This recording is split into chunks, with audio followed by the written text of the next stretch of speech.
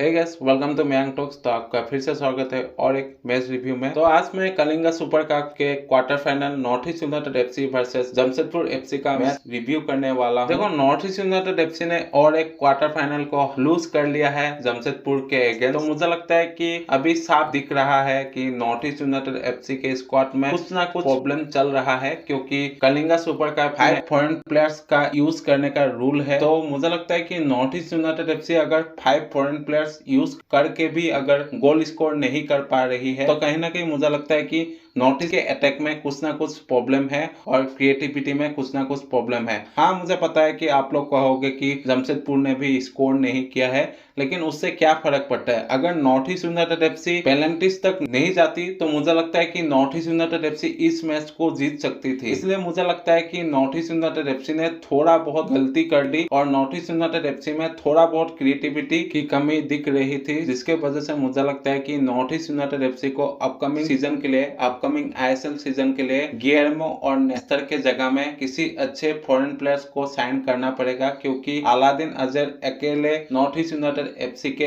Attack में काम नहीं कर सकते, क्योंकि अभी उनको टाइटली मार्क किया जा रहा है, क्योंकि अभी north east United FC opponent के तरफ से पूरी तरह से प्रेडिक्टेबल बन चुकी है। इसलिए मुझे लगता है कि नॉर्थ ईस्ट यूनाइटेड एफसी को थोड़ा बहुत पोजीशन बेस्ड फुटबॉल में ध्यान देना पड़ेगा, थोड़ा बहुत कॉम्बिनेशन प्ले में ध्यान देना पड़ेगा, जो कि आज के मैच में थोड़ा बहुत दिख रहा था कॉम्बिनेशन प्ले। लेकिन मुझे लगता है कि और भी ज्यादा बेहतर कॉम्बिनेशन प्ले करना पड़ेगा अगर अपकमिंग आईएसएल सीजन में नॉर्थ ईस्ट यूनाइटेड एफसी को अच्छा परफॉर्म करना है। और मुझे लगता है कि नॉर्थ ईस्ट यूनाइटेड एफसी को गियर्मो और नेस्टर के जगह में भी कुछ अच्छे फॉरेन प्लेयर्स को साइन करना पड़ेगा, क्योंकि गियर्मो और नेस्टर के तरफ से डिसेंट ही परफॉर्मेंस आया है और गियर्मो ने आज पेनल्टी भी मिस किया है। तो इसलिए मुझे लगता है कि नॉर्थ ईस्ट यूनाइटेड एफसी को और भी ज्यादा क्वालिटी फॉरेन प्लेयर्स को साइन करना पड़ेगा, क्योंकि नॉर्थ ईस्ट यूनाइटेड एफसी के पास एक अनएक्सपीरियंस इंडियन प्लेयर्स का स्क्वाड है, जिसके वजह से थोड़ा बहुत स्ट्रगल कर रही है नॉर्थ ईस्ट यूनाइटेड एफसी। तो मुझे लगता है कि नॉर्थ ईस्ट यूनाइटेड एफसी को अगर अच्छा परफॉर्मेंस करना है आईएसएल के अपकमिंग सीजन में, तो मुझे लगता है कि डूरांड कप का अच्छा यूज करना पड़ेगा,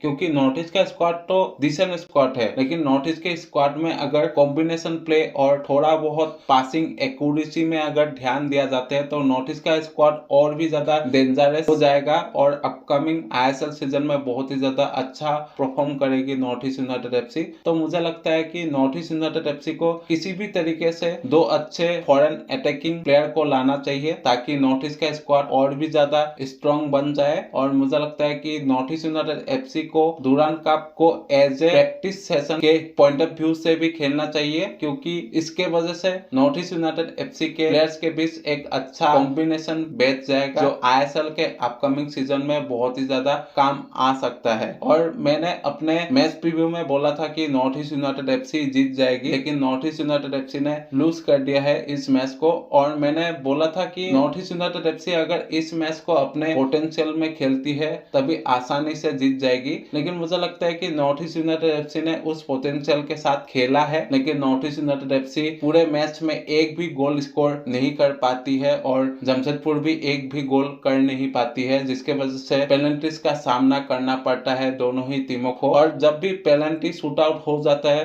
तो कहीं ना कहीं मुझे लगता है कि हर एक टीम के लिए 50-50 हो जाता है। तो इसी के हिसाब से मुझे लगता है कि जमशेदपुर के पास अच्छा लक भी था और उन्होंने अच्छा पेनल्टीज भी लिया, इसलिए मुझे लगता है कि जमशेदपुर एफसी ने इस क्वार्टर फाइनल को फिर से जीत लिया है। और नॉर्थ ईस्ट के तरफ से जोवाइको ने भी पेनल्टी को गवाया था और गियर्मो ने पेनल्टी को गवाया था, जिसके वजह से मुझे लगता है कि नॉर्थ ईस्ट यूनाइटेड एफसी इस पेनल्टी शूट आउट में बैकफुट में आ जाती है और नॉर्थ ईस्ट को हार का सामना करना पड़ता है। और मुझे लगता है कि ज्यादा इन चीजों में ध्यान देके फायदा नहीं है। अपकमिंग सीजन आ रहा है आईएसएल का, उन सब चीजों में ध्यान देने का बहुत ही ज्यादा नीड है और डूरांड कप में खेलने में ध्यान देने का बहुत ही ज्यादा नीड है। तो मुझे लगता है कि नॉर्थ ईस्ट को उन्हीं चीजों में ध्यान देना चाहिए जिनमें नॉर्थ ईस्ट थोड़ा बहुत वीक रही है। तो आज के लिए इतना ही। इसी तरह का अपडेट एनालिटिक और प्रेडिक्शन के लिए मयंक टॉक्स के साथ बने रहे। अगर अच्छा लगता है लाइक कीजिए, सब्सक्राइब कीजिए और बेल आइकन को दबाइए। अगर आप फेसबुक से देख रहे हैं तो फॉलो भी कीजिए और मैं मिलता हूँ किसी नए वीडियो में किसी नए टॉपिक के साथ।